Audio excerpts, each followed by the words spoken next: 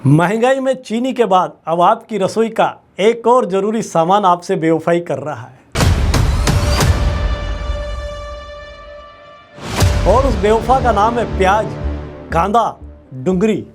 ध्यान से देख लो, ये वही प्याज है, वही कांदा है जो कुछ दिन पहले बाजार में सामान्य भाव में मिल रहा था, अब भाव खा रहा है। देश में प्याज का औसत खुदरा भाव करीब 42 रुपये से 60 रुपये प्रति किलो तक पहुंच गया है।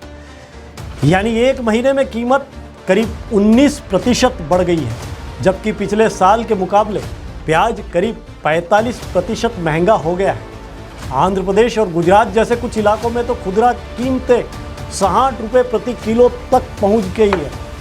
आपके आंसू रोकने के लिए सरकार को नासिक से कांदा एक्सप्रेस तक चलानी पड़ गई है। अब सबसे बड़े सवाल हैं कि आखिर अचानक ऐसा क्या हुआ कि शक्कर के बाद प्याज इतना भाव खा रहा है। क्या देश में प्याज की कमी हो गई है? क्या खराब मौसम जिम्मेदार है?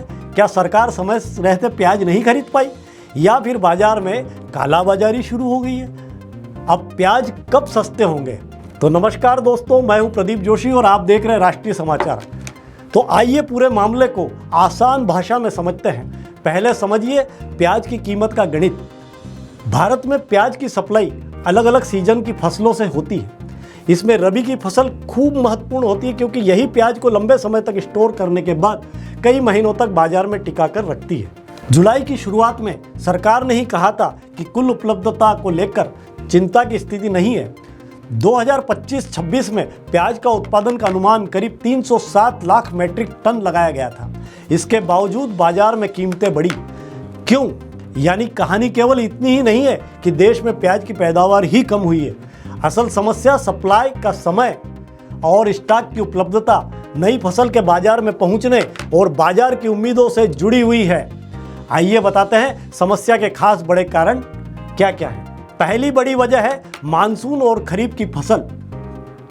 सरकारी जानकारी के मुताबिक महाराष्ट्र के नासिक क्षेत्र में खरीफ की फसल प्याज की बुआई करीब 15 दिनों देरी से हुई।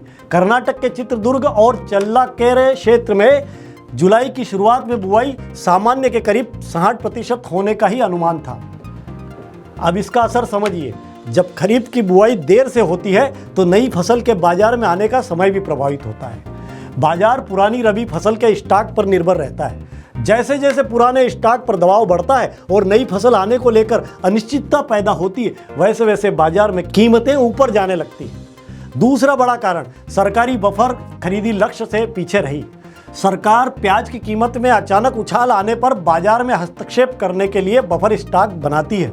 इस साल सरकार का लक्ष्य करीब 2 लाख टन प्याज खरीदने का बताया जाता है, लेकिन अगस्त तक सरकारी एजेंसियां करीब 1.2 लाख टन ही खरीद पाई, यानी 1.25 लाख टन भी पूरा नहीं कर पाई। लक्ष्य से करीब 80,000 टन कम। सरकार को किसानों से पर्याप्त प्याज खरीदने के लिए खरीद मूल्य भी लगातार बढ़ाना पड़ा। जुलाई में प्याज का सरकारी खरीद मूल्य बढ़ाकर 2,125 रुपये प्रति क्विंटल किया गया था। इसके बाद अगस्त में भी खरीदी मूल्य में और बढ़ोतरी करना पड़ी। तीसरी और दिलचस्प वजह है, जो जानना आपको बहुत जरूरी है, कि बाजार में भविष्य की कीमतों को लेकर उम्मीदों का बाजार गर्म था। इसे हम जमाखोरी भी कह सकते हैं, लेकिन इसके लिए स्पष्ट प्रमाण होना जरूरी है। फिर भी बता दूं कि सरकार ने जुलाई में खुद कहा था कि मानसून में देरी और कुछ इलाकों में, कुछ क्षेत्रों में, कुछ राज्यों में कम बारिश के कारण व्यापारियों के एक वर्ग में असामान्य खरीदारी का पैटर्न देखने को मिला है। नासिक और मध्य प्रदेश के कुछ क्षेत्रों में ऐसी गतिविधि दर्ज भी की गई। ये बात सरकार ने मानी थी। सीधी सी बात है कि व्यापारियों को अगर लगता है कि आने वाले दिनों में प्याज महंगा होगा तो बाजार का व्यवहार बदलने लगता है। इसका असर थोक बाजार से होते हुए खुदरा तक पहुंचता है। यानी 31 रुपए से 42 रुपए तक अब प्याज के औसत भाव धीरे धीरे कैसे पहुंचे, यहाँ एक आंकड़ा आपको पूरी तस्वीर समझाता है।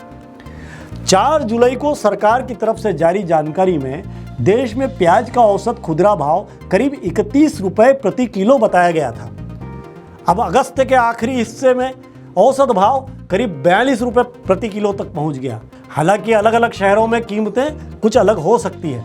कहीं प्याज 35-40 तो कुछ शहरों में 50 से 60 रुपए तक पहुंचा है। इसीलिए एक शहर की कीमत से हम पूरे देश की कीमत नहीं समझ सकते।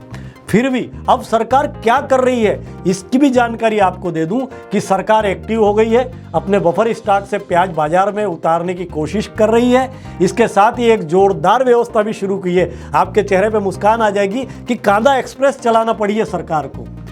इसके जरिए, ट्रेन के जरिए नासिक से प्याज उन शहरों तक पहुंचाया जा रहा है जहां कीमतें राष्ट्रीय औसत से बहुत ज़्यादा हो रही है, जैसे दिल्ली, चेन्नई, कोच्चि और गुवाहाटी। रेल के जरिए बड़ी मात्रा में प्याज भेजने का फायदा यह है कि सड़क परिवहन के मुकाबले ज़्यादा मात्रा में प्रमुख बाजारों तक प्याज जल्दी पहुंच सकता है। अब सरकार को उम्मीद है कि दबाव, सप्लाई बढ़ेगी तो दबाव कम होगा और कीमतें थोड़ी नियंत्रित रहेगी।